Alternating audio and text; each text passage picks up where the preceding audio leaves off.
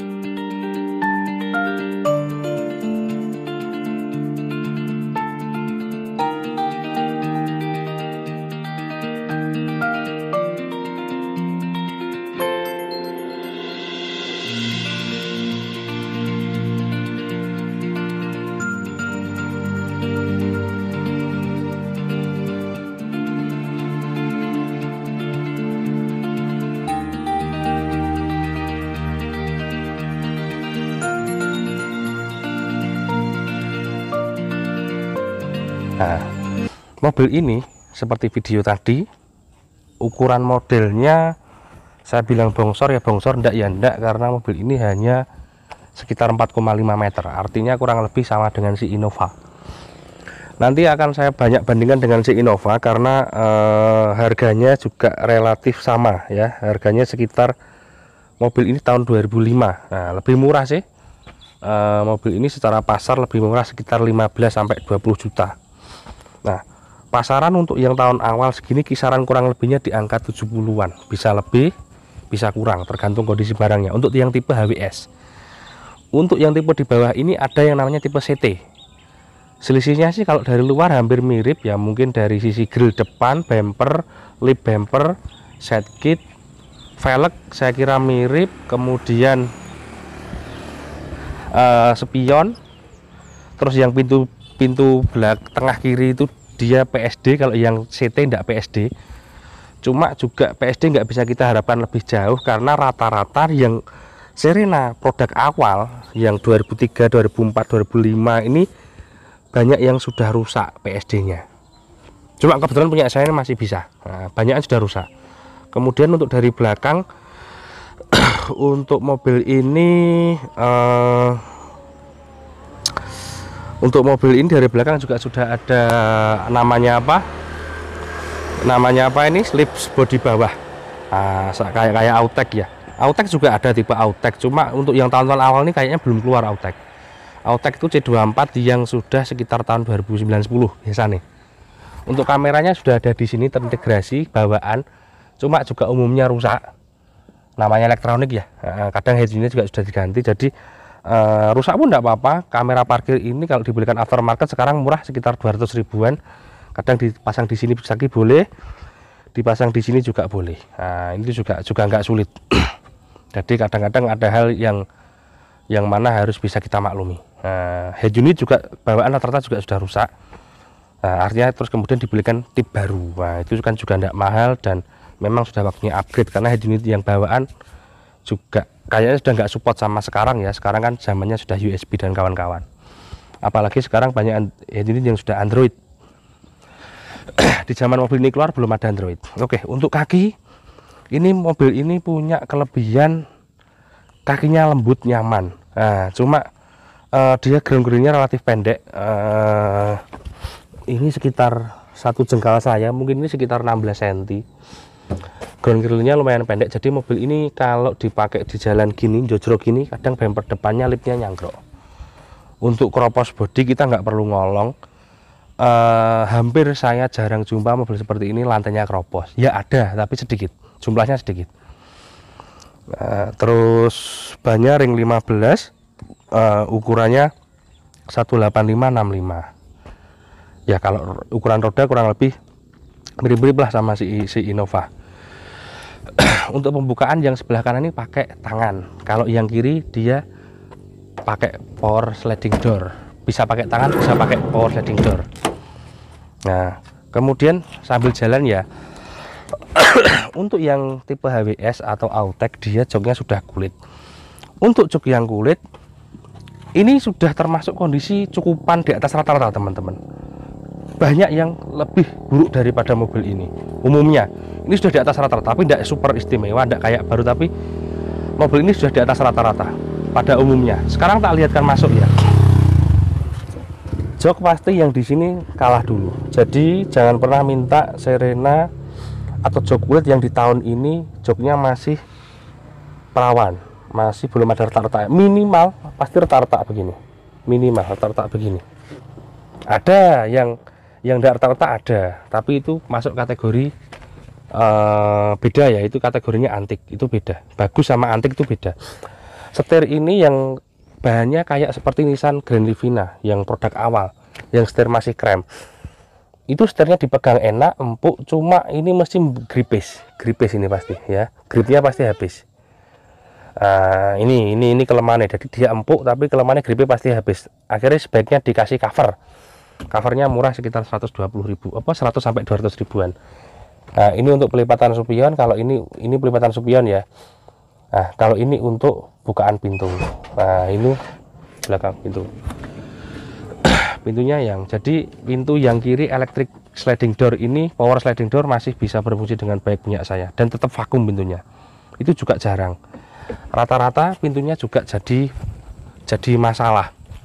Tapi kalau power sliding door-nya sini rusak, itu teman-teman harus ganti komponen regulator PSD di dalamnya ini. Regulator PSD itu kalau kita beli copotan X Singapuran itu namanya ya, enggak tahu X mana, cuma umumnya sih X Singapura ya orang bilangnya, itu sekitar 3 sekian.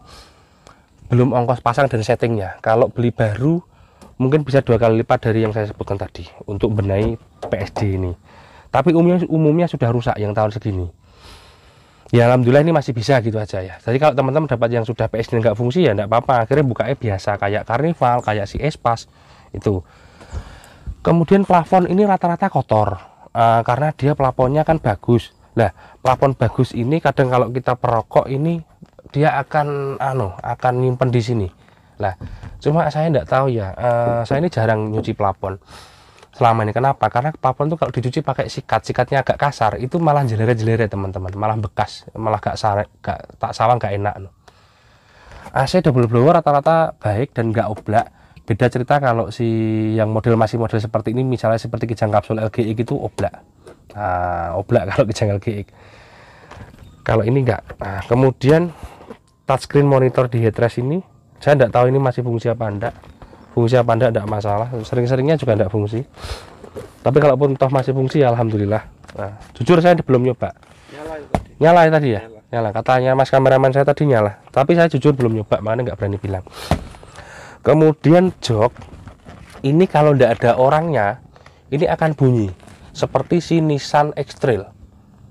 Terus kemudian Alphard itu juga dalamnya bunyi. Jok ini kalau nggak ada orangnya kadang-kadang bunyi kertek, kadang ada suara kayak suara semut, suara kayak suara kriat-kriat itu ada. Ini juga kelemahan. Joknya kulit. Jadi kalau nggak ada penumpangnya kadang ada bunyinya. Itu sih untuk dalam. Saya kira untuk mobil ngomong aja 70 jutaan yang lebih baik dari ini, saya kira kita cari akan sulit. Kalau di bawah ini ya mungkin Kia Sedona atau Kia Carnival itu speknya lebih asik sih. Cuma untuk umumnya Jepangan ya si produk Jepang lebih dari mobil ini secara build quality, secara fungsi dan secara apapun itu sulit mengalahkan si Serena. Untuk keluarga ya, kekurangannya mobil ini hanya kurang fun to drive gitu aja. Tapi untuk family oriented, artinya untuk keluarga full, betul-betul kita beli mobil untuk keluarga, this is produk yang paling worth it gitu loh. di harga sekitar 70-an. Nah, mungkin sama-sama sama-sama Jepangan, misalnya Toyota seperti si Innova, dia harganya jauh di atas ini. Mungkin di tahun yang sama mungkin antara 20 jutaan lebih mahal daripada mobil ini di tahun yang sama. Kalau kita ngomong di Toyota ini ada pesaingnya untuk tahun segini, Navwan, mungkin sudah muncul ya Navwan. Atau sebelum Navwan itu mobil apa namanya saya lupa. Enggak tahu kok saya lupa ya. Sebelum Navwan itu ya seperti Navwan itu, tapi sebelumnya itu harganya masih di atas ini, tapi barangnya agak sulit dicari. Yang umum ya mobil ini di zaman ini kayaknya mobil ini kayaknya kayak merajai pasar, dia tidak punya banyak pesaing. Kalau yang baru kan sekarang Serena yang baru kan bersaing ketat dengan si Foxy.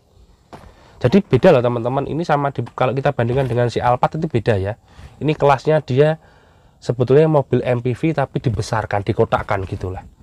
Karena kapasitas mesinnya juga kecil, enggak besar-besar amat. Kemudian dari depan, airbag dia ada dua, airbagnya ada dua, kanan kiri. Tengah ini ada penyimpanan yang cukup asik. Nah, perselengnya ini, transmisinya ini kayak si CR-V Gen 2. Nah, CR-V Gen 2 juga begini modelnya di sini. Untuk kontrol-kontrol gini, kontrol apa namanya, AC apa ini sudah wood panel dan cukup baik. Saya kira kita mencari material di atas ini juga sulit. Ini sudah sangat-sangat lebih dari cukup. Semua lengkap. Tempat ini tempat cup holder apa lengkap ada. Minuman, pocket. Ini juga tempat data lagi. Nah, kemudian lacinya di sini, dia bagi soket USB. Ini audio ini sudah diganti. Tadi saya bilang karena ya ini di tahun yang itu pasti sudah rusak lah, ataupun sudah nggak ngikuti zaman saat ini. Jadi ini terus diganti. Pilar ini nggak mengganggu. Nah ini kan agak rancu untuk mungkin di teman-teman yang lain yang jadi masalah dalam pengemudian itu sebetulnya pilar. Pilar ini nggak mengganggu menurut saya. Karena apa? Dashboardnya ini rendah. Kita duduk, dashboard ini lebih rendah. Jadi is oke. Jadi terlepas dari segala kekurangannya, kelebihannya sangat melampaui ekspektasi. Sekarang tak bukakan, tak tutupkan ini ya. kalau nutup apa ini? Nutup jendela ini, nutup pintu itu ditombol dari sini teman-teman. Jadi ini ada tombolnya, ditombol gini. Nah, dan dia nanti akan vakum, nutup dengan sendirinya.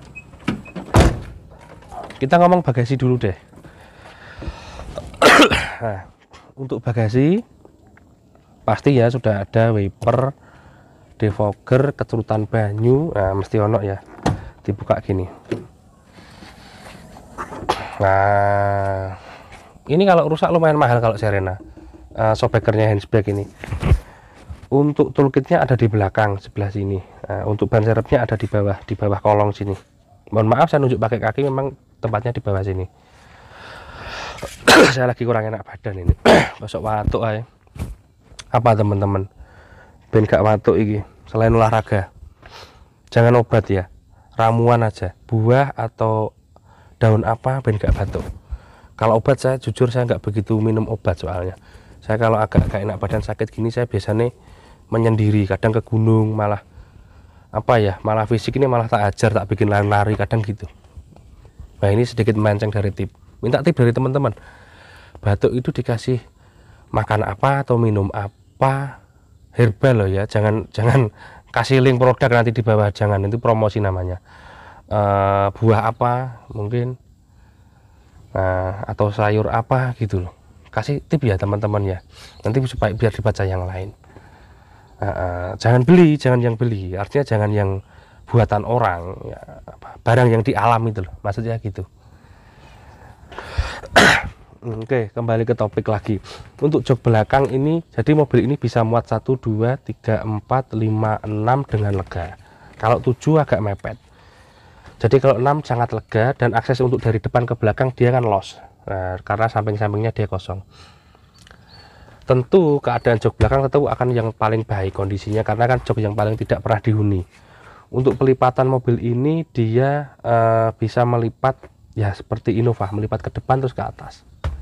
Oke ya, saya kira begitu. Untuk bagasi, walaupun jok ini terpasang dengan sempurna, dia masih bisa muat galon 4. Galon Aqua 19 liter itu bisa 4.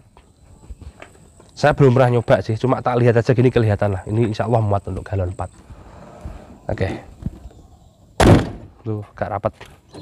Kalau belakang ini memang nggak ada vakumnya. Kalau nah, kalau yang ini ada vakumnya. Nah, tak lihatkan teman-teman ya. Ini kan gini, nggak pelan-pelan aja. Oh, nyedot toh, ini nyedot. Tak tunjukkan lagi ya. Ini gini. Nah, ini dia ada vakumnya. Pastikan vakumnya pintu juga masih berfungsi. Untuk kaki-kaki perawatannya tidak murah juga tidak mahal, sedengan. Ya sama dengan rawat ekstrail, sama dengan rawat CRV dan yang lain-lain untuk servisnya. Dan yang penting diperhatikan untuk kaki depan tuh hanya busing. Busingnya karet-karet di busing, di arm dan di link stabilizer. Nah, itu biasanya yang aus dulu di situ. Karetnya aja. Untuk shockbreakernya awet kok. Kenapa saya bilang mobil ini awet? Karena kan mobil ini jarang tuh masuk ke pelosok gitu. Kekalannya ini pendek ini. Ini kalau depan rumah kalian gini terus masuk jalan itu harus hati-hati. Karena kalau kita rem jerk nih, depan ini. Kalau mau lepas lipnya jadi tinggi. Nah, tapi kan cantiknya kan karena lip nih, lip kayak yang versi Autek ada lipnya. Untuk yang Autek ini nggak ada logonya, ingat saya, terus agak lebih kelihatan mewah gitu, kayak logonya Velfire gitu. Anunya ini apa? Grille. Nah, tapi sama, kalau interiornya sama persis antara Autek sama HWS sama. Kalau yang CT tadi saya bilang ya enggak ada PSD, dalam-dalamnya beda. Enggak kulit joknya.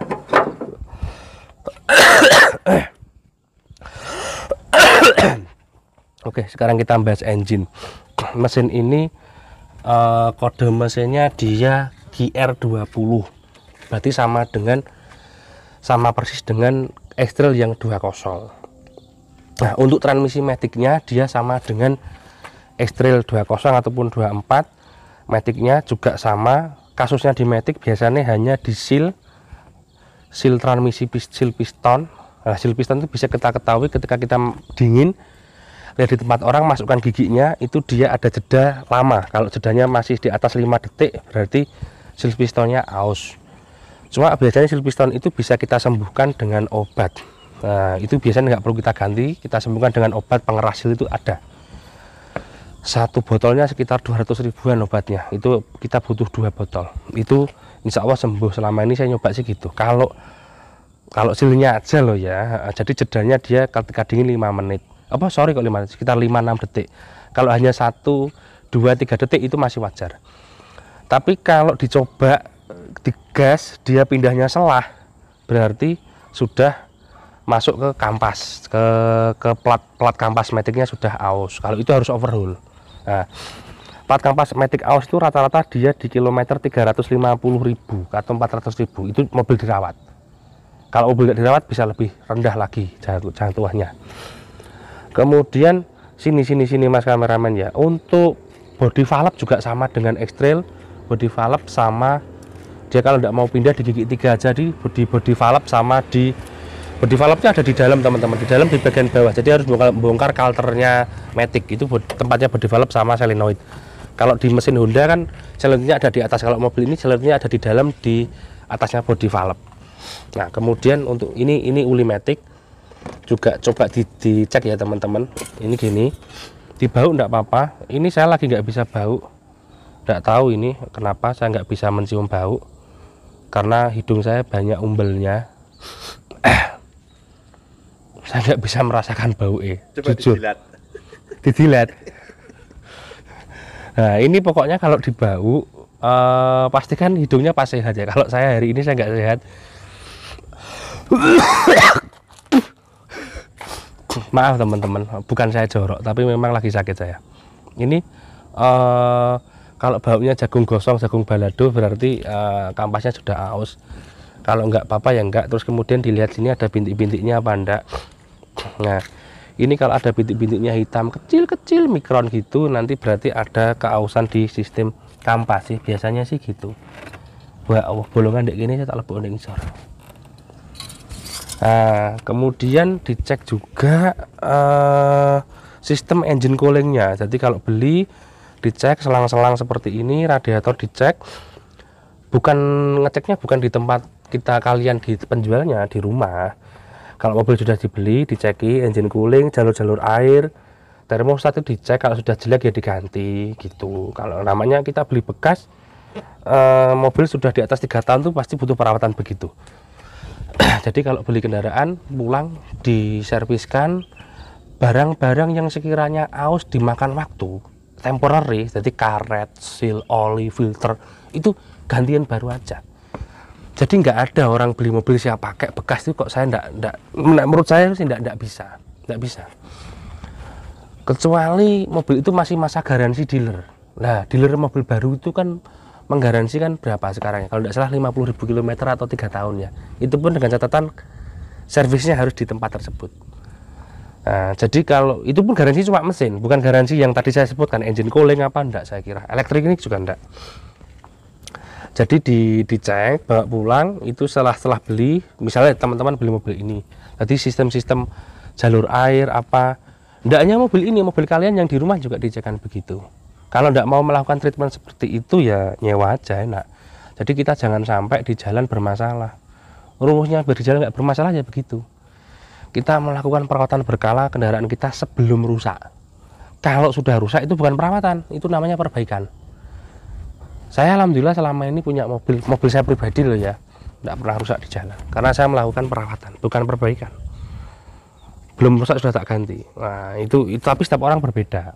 Ada orang yang nunggu sampai rusak, sampai mogok baru diperbaiki. Ada orang tidak sampai nunggu gitu, baru lihat gejala sudah dirawat. Nah, oke, kembali ke sini. Terus kemudian yang rawan juga pada mobil ini sebetulnya hanya di sini, di ignition coil. Ini namanya, jadi ini satu busi, satu coil. Busi itu bahasa teknisnya spark plug ya. Ini satu busi, di dalam ini busi, terus coil. Biasanya ini bukan coilnya rusak, bukan dia tidak bisa mematikan gelombang elektro lagi. Biasanya hanya di dalam coil ini ada kayak selontongan gitu ya. Itu biasanya dia retak karena kemakan panas, kan plastik toh. Jadi setrome itu gak ke busi tapi setrome ke dindingnya head ini. Jadi dia terjadi kebocoran listrik. Silahkan dianalisa pakai imajinasi sendiri, saya nggak bisa ngedit. Pokoknya intinya bawah gini, ini kan kok ini coil, ini ke bawah, ininya retak halus. Jadi setrum ini menyambar ke samping-samping gini. Jadi dia berbet. Biasanya sih kalau kita keburu-buru langsung diganti coilnya, lumayan mahal, coilnya masih 600 ribuan satu biji. Biasanya sih kadang rusak satu, kadang rusak dua. Nah, kadang orang kalau pengen marem diganti semua. Nah, akhirnya kan ganti semua kan keluar biaya lumayan. Apalagi kalau teman-teman ke bengkel resmi itu diganti semua. Kalau saya punya treatment, sedikit cerita aja, kita kasih solasi bakar teman-teman. Jadi kalau teman-teman nggak tahu solasi bakar itu kayak sedotan. Kalian tahu sedotan itu loh, sedotan minum. Belinya namanya solasi bakar. Jadi coil itu dikasih solasi bakar, kita bakar. Bukan solasi yang buat kabel listrik, bukan. Itu kalau kena panas, dia lemnya akan nyanyi, akan meleleh. Kan itu kan panas. Kalau kita pakai solasi bakar, dia kena panas akan semakin rapat. Dan akhirnya setrumnya sampai bawah lagi. Ya pada akhirnya coil ini akan rusak. Tapi kan masih lama. Seharusnya kita pas itu kita nggak ada uang, kita treatment seperti itu, masih kita beli coil masih sekitar 2 tahun lagi mungkin baru beli. Kan gak sido ngetokne duit toh. Ngono loh, bisa dipakai yang lain. Memang belum rusak, elektroniknya belum rusak. Hanya disitunya pecah dulu. Ini pengalaman saya sih gitu. Saya tidak bisa mempertanggungjawabkan yang saya katakan ini secara teknis, saya nggak bisa, karena itu cuma sharing pengalaman aja. Kalau berhasil mau alhamdulillah, kalau nggak berhasil ya beli, coba-coba kok itu. Nah terus body throttle semua saya kira sih oke. Terus kalau nyuci hati-hati, jangan ya ini body throttle-nya, sensor gas ini kalau nyuci juga hati-hati. Untuk dinamo pengisian cukup baik, dan Nissan ini adalah punya alternator yang cukup besar, kalau tidak salah 140 ampere atau berapa. Jadi dinamonya bisa di-upgrade untuk mobil-mobil yang lain. Mohon maaf di depan tetangga saya ada suara begitu, tidak apa-apa. Nanti soalnya komen teman-teman di kolom. Oke, saya kira cukup. Sekarang kita coba mobilnya. Kita coba ya. Nah Nah, teman-teman, ini kan metiknya dipindah gini. Mobilnya harus langsung jalan. D juga langsung jalan. Itu tips untuk kita lihat tadi dari sistem apa? Seal piston. Kemudian kalau digas, dilihat stasioner, asap itu kan standar ya, kita lihat cara lihat mobil lama. Kalau mobil sekarang kan kita setiap kendaraan treatmentnya kan berbeda. Tadi saya lupa, saya belum menyebutkan pajak mobil ini sama dengan 3 jutaan, 3.200.000 untuk Jawa Timur tahun 2005. Nah, kalau 2011 bisa 4 juta lebih, 2010-11 itu. Kalau 2005 sekitar 3.200.000. Artinya sama si Innova juga nggak jauh beda. X-Trail juga sama, Innova itu juga kalau 2005 di sini pajaknya sekitar 2,8. Selisihnya nggak banyak. Kemudian apalagi ya?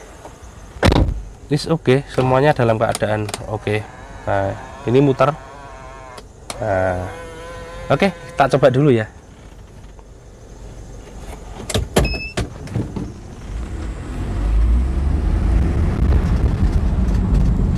Seret.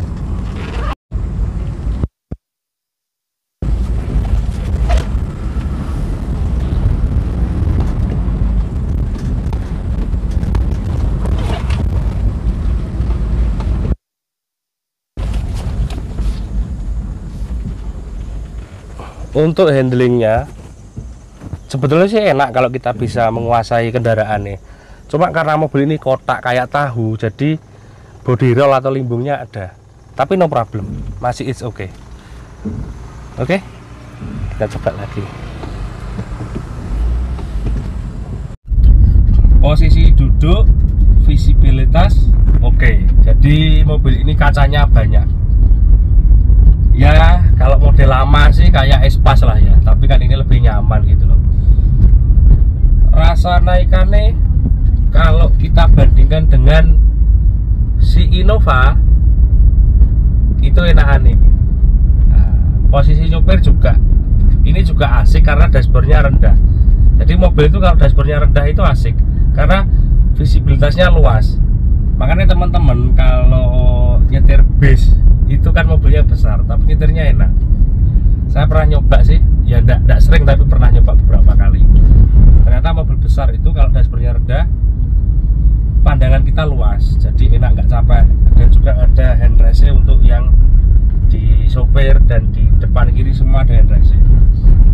Kemudian mobil ini kekurangan posisi jok belakang, termasuk apa ya, karena jok ini kalau nggak ada orangnya, kalau nggak ada penghuninya agak bunyi gerobekan kalau nggak ada orangnya. Kalau ada orangnya enggak enak.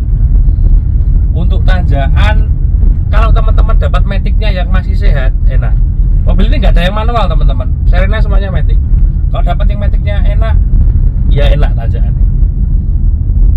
Ya kurang lebihnya ya kayak Innova lah. Innova bensin yang 2005 itu juga sama, antara bantere sama lemote ya sama. Karena mobil besar seperti ini itu kan bukan untuk speed, jadi ya agak lemot memang kalau untuk tanjakan yang gini gitu agak lemot. Tapi untuk jalan datar oke, karena mobil ini bukan untuk pegunungan. Untuk di kota oke. Memanjakan orang tua pasti. Terus kekurangannya apalagi ya? Untuk BBM kalau di Malang sini, di kota Malang dan Batu, daerah saya pegunungan, mobil ini hanya ketemu 1718. Kalau di jalan datar, semacam misalnya kita ke Malang ke Surabaya, Surabaya ke Solo, jalan datar mobil ini luar kota ketemu di atas 10. Jadi untuk dalam kotanya kurang lebihnya imbang lah dengan Innova. Kalau untuk luar kota menurut saya sih, hasil pengetesan saya ini bisa ketemu 10-11. Nah, kalau Innova Grand itu, Innova bensin 1 TR saya nyoba full to full 9,8 average. Mobil ini bisa 10,5 average-nya untuk luar kota. Kalau dalam kota tergantung situasi kotanya, macet apa enggak, nanjak apa enggak gitu. Jadi it's okay. Untuk kaki yang paling rawan yaitu suara lah roda atau bearing roda sering bunyi. Nah itu kalau ganti sekitar 400 ribuan. satu biji lah. Laker mobil kan ada 4, tergantung yang rusak yang mana, pasti yang rusak salah satu. Nah ini yang selama ini saya dapat Serena, mesti laker rodanya sedikit banyak ada bunyi. Untuk kekedapan kabin it's okay, tapi juga nggak yang wow amat, nggak sekedap.